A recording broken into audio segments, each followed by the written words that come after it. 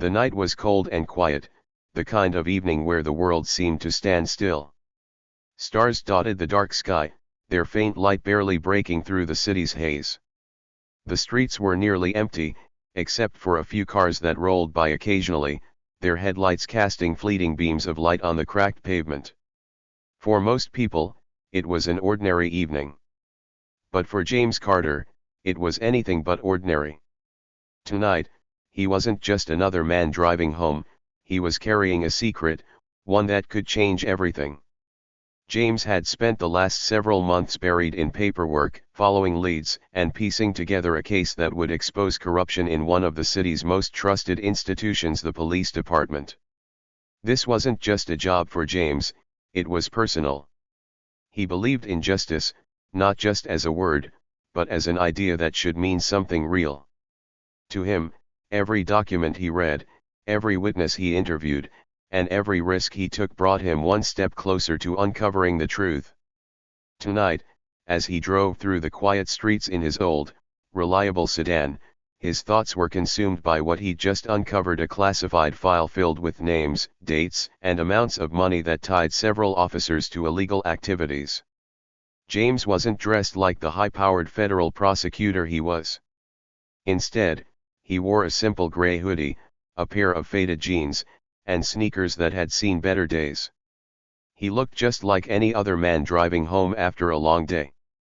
His car wasn't flashy either, just a plain sedan that blended into the background. He liked it that way. It kept him invisible, and for his line of work, invisibility was often a blessing. As he approached a red light, James glanced at his phone resting on the passenger seat. A notification blinked, an email from his assistant. He resisted the urge to check it. Not tonight, he muttered to himself. Tonight, he needed rest. The case was weighing heavily on him, and every new piece of evidence added another layer of complexity. Just as the light turned green, James noticed something in his rearview mirror. Red and blue lights flashed, reflecting off his back window. A police car was behind him, its siren wailing. James frowned but stayed calm. He wasn't speeding, and his car registration was up to date. There was no reason for them to pull him over, or so he thought. James pulled to the side of the road, his hands steady on the wheel. The police car slowed down and stopped right behind him. For a moment, he sat still, letting the situation sink in. He knew the drill. He'd studied it, prosecuted cases about it, and even lectured on it. Still, there was a strange, sinking feeling in his stomach. The officer's voice crackled through a loudspeaker. "Turn off the engine and step out of the vehicle." James sighed, more annoyed than worried. "Here we go," he muttered under his breath. He turned off the car and opened the door. The cold air hit him as he stepped out, standing tall but unassuming. He kept his hands visible, knowing that any sudden move could be misinterpreted. The officer approached him, flashlight in hand. The beam of light hit James's face, making him squint. "License and registration," the officer said, his tone sharp and commanding. James nodded, keeping his movements slow. He reached into his pocket for his wallet and handed over his driver's license. "It's in the glove compartment," he said calmly, motioning toward the car. The officer nodded, but his partner, who stood near the passenger side, kept his hand on his holster, his eyes watching James closely. "Do you know why we stopped you?" the first officer asked, flipping through the license. "No, I don't," James replied. His voice was steady, but there was a subtle edge to it. He wasn't the kind of man to let intimidation get to him, but he also knew better than to argue in the moment. The officer smirked slightly. "You were driving suspiciously slow back there." James raised an eyebrow. "I wasn't aware that driving cautiously was a crime." The officer didn't like that answer. His smirk faded, replaced by a hardened expression. "Where are you headed?" he asked, his tone more probing now. "Home," James replied simply. The officer glanced at the car, then back at James. His partner moved closer, peering into the vehicle with his flashlight. James could see where this was going. It wasn't about a traffic violation anymore. It was about something else, something he was all too familiar with. "What do you do for work?" the officer asked, his voice dripping with suspicion. James hesitated for a split second, debating how much to reveal. "I work for the government," he said finally, his words measured. The officer raised an eyebrow. "The government, huh? Doing what?" James gave a faint smile, one that didn't reach his eyes. "Let's just say I deal with legal matters." The officer chuckled, clearly not buying it. "Legal matters? Like a lawyer or something?" "Something like that," James replied, keeping his tone even. The partner, still by the passenger side, spoke up. "We're gonna need to search your car." James's calm demeanor didn't waver. "Is there a reason for that?"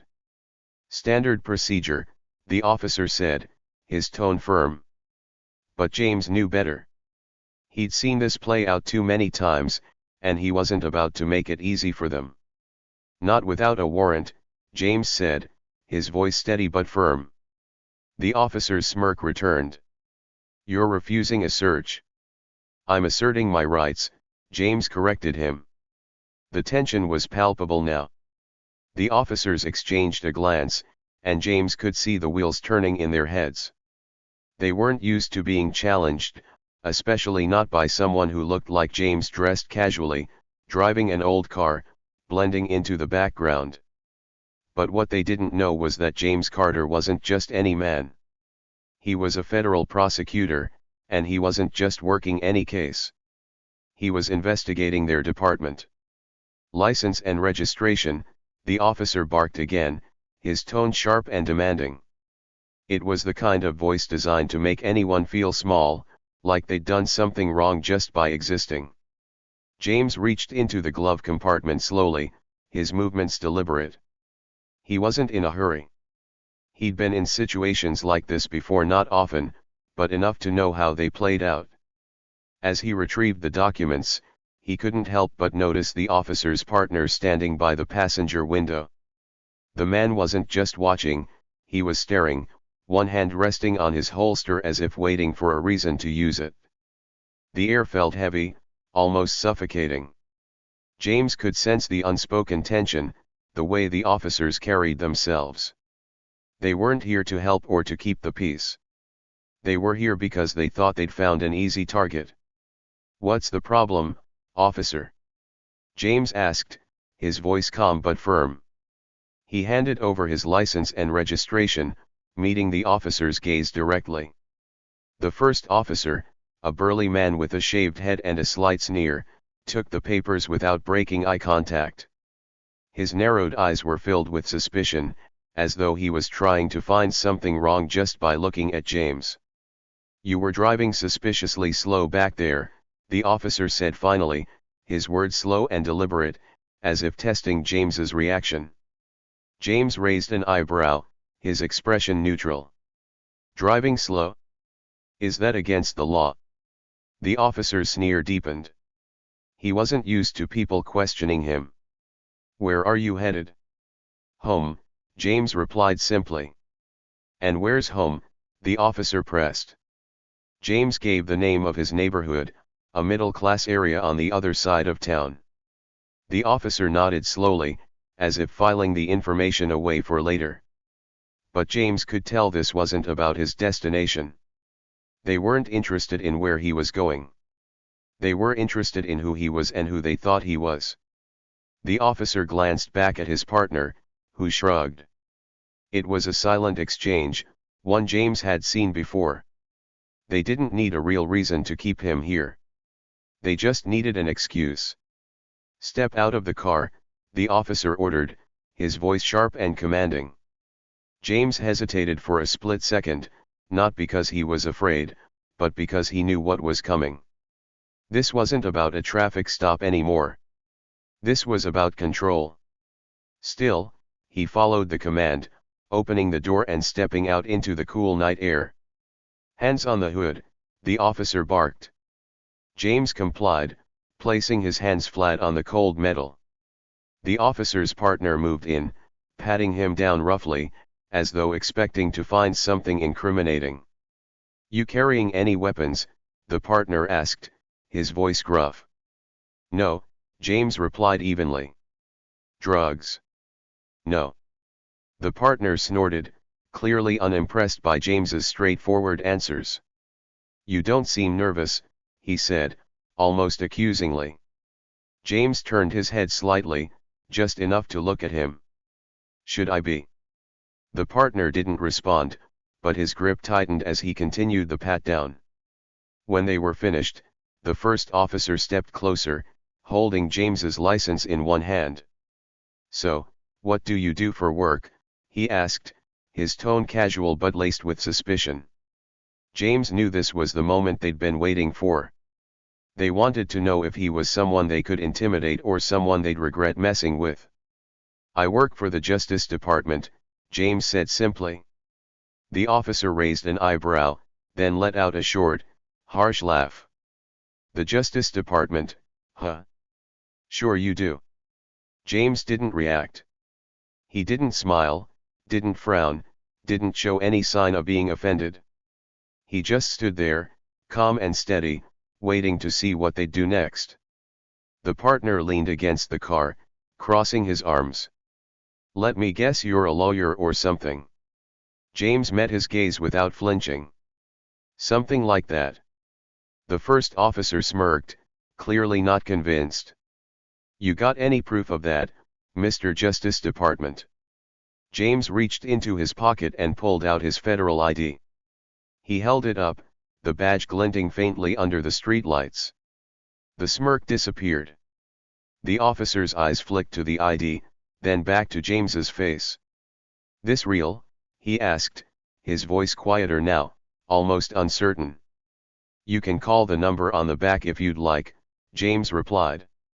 The partner stepped closer, squinting at the badge. He didn't say anything, but his body language had changed. The cocky confidence was gone, replaced by something that looked a lot like doubt. For a moment, there was silence. The officers exchanged a glance, and James could see the wheels turning in their heads. They were trying to figure out how they'd ended up in this situation, how the man they thought was just another nobody had turned out to be someone with real power. But instead of backing down, the first officer doubled down. "Even if this is legit, it doesn't mean you're above the law," he said, his tone defensive. "I never said I was," James replied smoothly. The officer hesitated, then handed back James's license and registration. But the tension hadn't completely dissolved. The partner was still watching James closely, as if waiting for him to make a mistake. "You can go," the first officer said finally, his voice clipped. James took his documents without a word, walking back to his car. He could feel their eyes on him as he opened the door and slid into the driver's seat. As he drove away, he glanced in the rearview mirror. The officers were still standing there, watching him, their faces a mix of frustration and confusion. They hadn't gotten what they wanted, but James knew this wasn't over. This wasn't just a random traffic stop. It was a sign, a reminder of why he did what he did. These officers weren't just enforcing the law, they were abusing their power. And James was going to make sure they faced the consequences. The cold night dragged on, the tension thickening with every passing second. James stood by his car, calm and composed on the outside, but his mind was sharp, recording everything. The two officers didn't stop their probing. They circled his car like predators, looking for any excuse to escalate the situation. "You seem nervous," the first officer said, his tone accusatory. James didn't flinch. He tilted his head slightly, meeting the officer's gaze. "Do I?" he asked simply. "Yes," the officer snapped. "You're sweating." James suppressed a smile. He wasn't sweating. The air was cold enough to see his breath, and he was calm, too calm for their liking. His composure seemed to irritate them more than if he'd been flustered. But he didn't react. He wanted to see how far they would go. The second officer, standing by the passenger door, leaned in closer, shining his flashlight into the car. Without waiting for permission, he yanked open the door and started rifling through the glove compartment. James's jaw tightened, but he didn't say anything. He knew better than to argue in the moment. "You're not allowed to search my car without a warrant," James said evenly, his voice steady but firm. The officer ignored him, pulling out papers, loose receipts, and a water bottle, tossing them carelessly onto the passenger seat. "Standard procedure," the officer muttered, as if that excused the clear violation of James's rights. James folded his arms, standing still as the first officer loomed over him. "Why don't you tell me what you're looking for?" he asked, his tone calm but pointed. The officer smirked. "Drugs, weapons, anything you're hiding." James raised an eyebrow. "And you think you'll find those in my water bottle or my receipts?" The smirk faded, replaced by a hard glare. "You got a smart mouth, don't you?" James didn't respond. He knew this game. The officers were fishing for a reaction, hoping he'd lose his temper so they'd have an excuse to escalate the situation. But James wasn't going to give them that satisfaction. He stayed silent, his hands resting lightly at his sides, his body language calm and unthreatening. Meanwhile, the second officer had moved to the back seat. He spotted James's briefcase, a simple, black leather case sitting neatly on the floor. Without asking, he picked it up and set it on the roof of the car. James's eyes flicked to the briefcase, but he didn't move. "What's this?" the officer asked, his voice loud enough to draw his partner's attention. James stayed quiet for a moment, letting the question hang in the air. Finally, he said, "Why don't you open it and find out?" The officer smirked, taking that as permission, even though it wasn't. He flicked the latches and opened the briefcase. Inside were neatly organized documents, each stamped with the seal of the Department of Justice. The officer froze, his smirk disappearing. He stared at the papers, his confidence wavering for the first time. "What's this?" the officer asked again, but this time his tone was different. There was no smugness, only confusion. James smiled faintly, his expression unreadable. "You tell me." The first officer walked over, his brow furrowed. "What's going on?" he asked, glancing at the open briefcase. When he saw the DOJ seal, his expression shifted. He reached out, pulling one of the documents closer, his eyes scanning the page. The words "internal investigation" and "confidential" seemed to jump off the paper. "Why do you have these?" the first officer demanded, his voice sharper now. James took a slow breath, exhaling calmly. "Because it's my job." "Your job?" the second officer asked, his voice almost a whisper. The confidence that had fueled his earlier arrogance was now gone, replaced by unease. James nodded slowly. "I work for the Department of Justice," he said, his tone matter of fact. "I'm a federal prosecutor." The silence that followed was deafening. The officers exchanged a glance, their faces pale. It was clear they hadn't expected this. They thought they were dealing with someone they could push around, someone who wouldn't fight back. But now they realized they'd made a mistake, a big one. The first officer cleared his throat, trying to regain his composure. "Even if you are who you say you are," he said, his voice tight, "that doesn't mean you're above the law." James tilted his head, his faint smile returning. "I never said I was. But you, on the other hand, seem to think you are." The officer's jaw tightened. He didn't like being challenged, especially not by someone he'd assumed was powerless. But the balance of power had shifted, and James could see it in their eyes. They weren't in control anymore. The second officer closed the briefcase hurriedly, almost as if he didn't want to see the documents inside. He set it back on the ground, his hands shaking slightly. We didn't know," he muttered. James raised an eyebrow. Didn't know what? That you were the officer began, but James cut him off. That I was someone who knows my rights? Someone who's not afraid of you. James's tone was calm, but there was steel in his words. That shouldn't matter. You should treat everyone with respect, not just people who can hold you accountable. The first officer opened his mouth to respond, but no words came out. He looked down at the ground, his face flushed with embarrassment, or was it anger? James couldn't tell, and he didn't care. You're done here, James said, his voice firm. Unless you'd like me to call your supervisor. The officers didn't answer. They stepped back, their earlier confidence completely shattered. James picked up his briefcase, holding it securely in his hand. He didn't wait for them to say anything else. He walked to his car, opened the door, and slid into the driver's seat. As he started the engine, he glanced in the rearview mirror. The officers were still standing there, watching him drive away. Their expressions were a mix of frustration, confusion, and fear. James allowed himself a small smile. They had no idea that their actions tonight would be the final pieces of evidence in the case he was building against them. Because what they didn't know was that James Carter wasn't just a federal prosecutor. He was the lead investigator in a corruption case involving their department. And now, he had everything he needed to bring them down. The weight of the moment hung in the air like a storm about to break.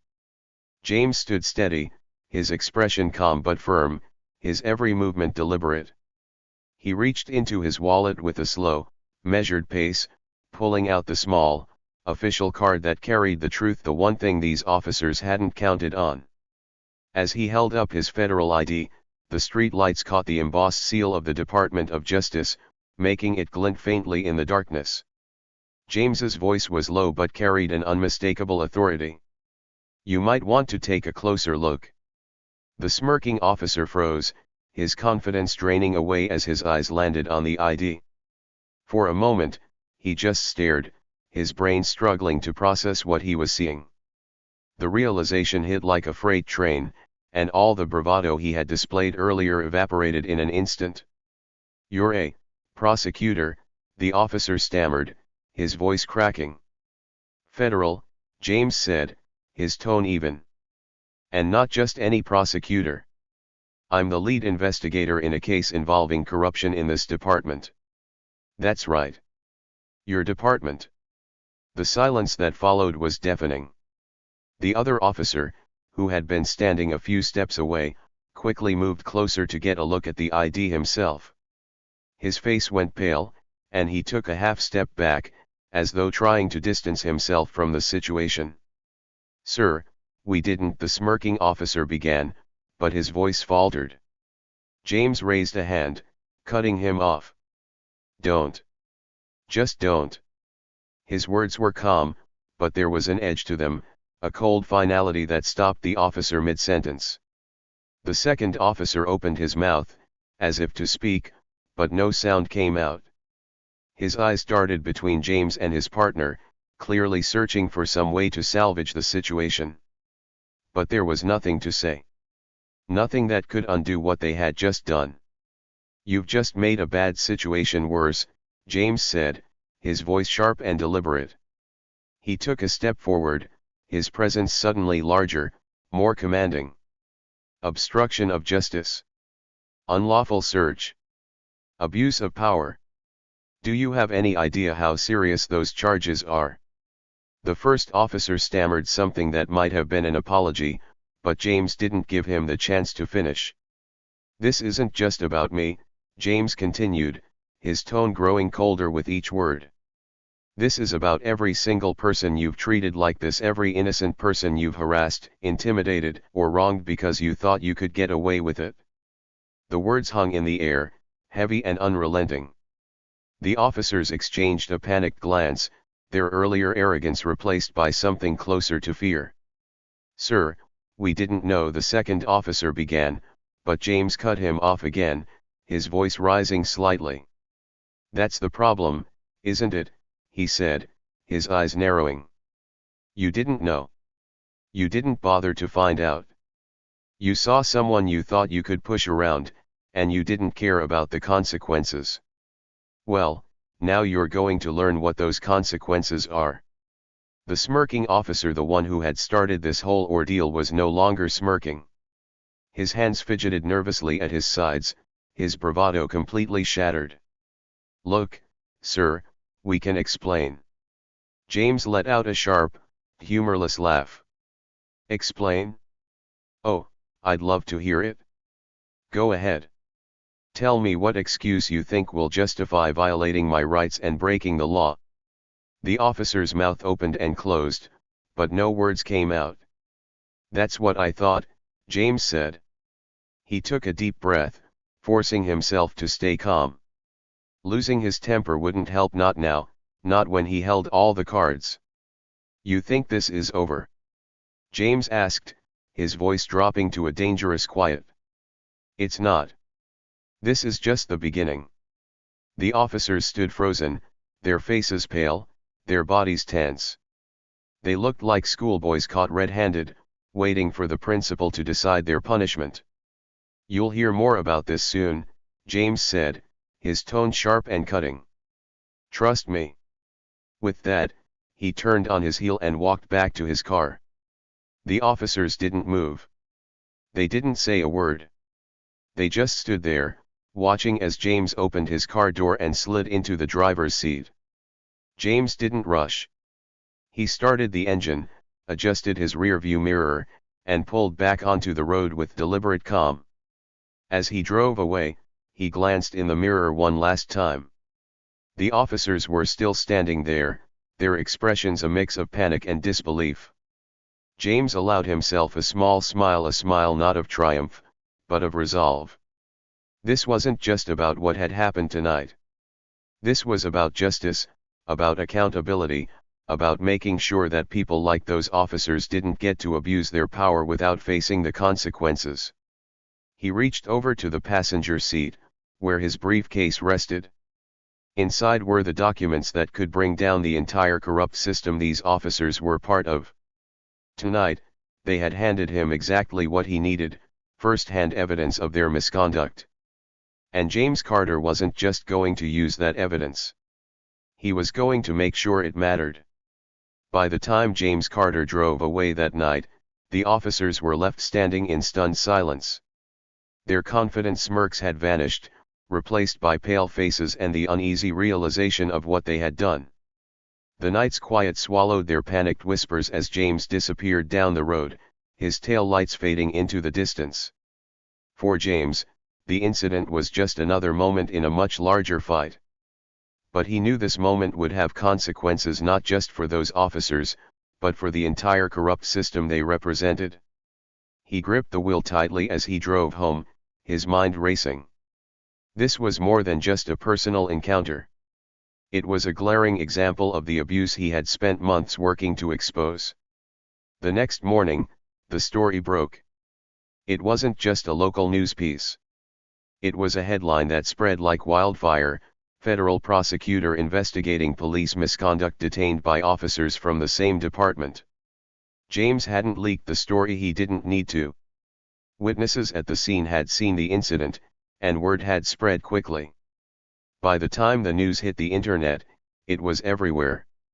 Social media platforms were flooded with outrage. People were furious, not just because of what had happened to James, but because his story highlighted a problem they knew all too well.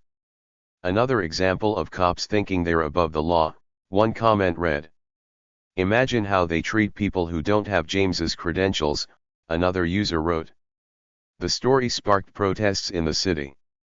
Crowds gathered outside the police department, holding signs that read, "Justice for all, no more abuse, and accountability now."